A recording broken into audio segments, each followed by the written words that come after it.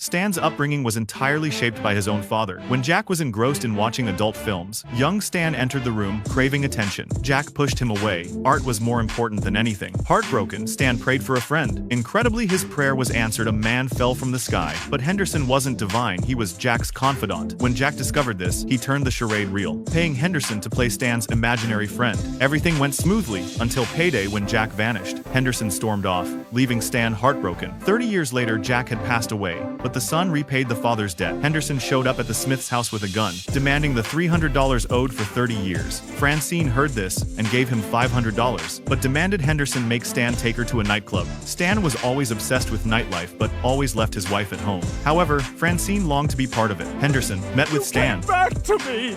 Are you ladies done with the wall? I need to take a dump.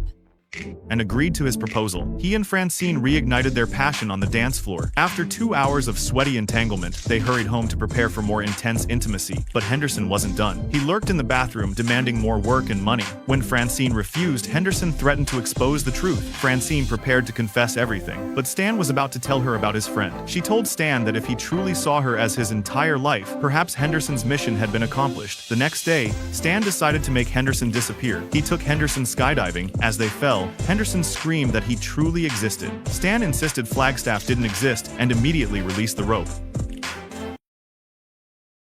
Steve, in order to prove his bravery, actually becomes Chicken Man to fight for justice. Stan gets into an argument with someone at the movies.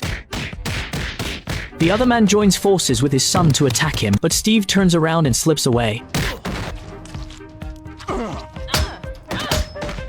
When Stan questions him while covering his bruises, Steve says he went to get a security guard. This fiasco makes Stan see Steve's cowardly nature clearly. To prove his courage, Steve seeks help from Roger. Roger devises a superhero plan. He decides to film Steve performing heroic deeds, then broadcast it through the TV station, and at the right moment, let the hero costume accidentally fall out of the backpack, so he can reveal his heroic identity to his father. When he sees someone vandalizing a monument, Steve immediately appears to stop him, just as the vandal is about to beat him up. Roger fires a gun to scare the thug away. This heroic footage is sent to the TV station. When Stan sees this hero on the news, his eyes are full of admiration. But just as Steve prepares to execute the plan, he discovers that the hero costume in his backpack is gone. It turns out Roger put on the costume himself. I would be proud to shake your hand. Giving up on the superhero dream, Steve goes to a bridge, where he encounters a car carrying a baby. Losing control, Steve instantly becomes Chicken Man and successfully stops the car. Facing the gratitude of the young mother, Steve finally understands what true bravery is, but the young mother has no reaction to his words. When the evening news reports the new hero who saved the day, Stan looks at the Chicken Man beside him in confusion.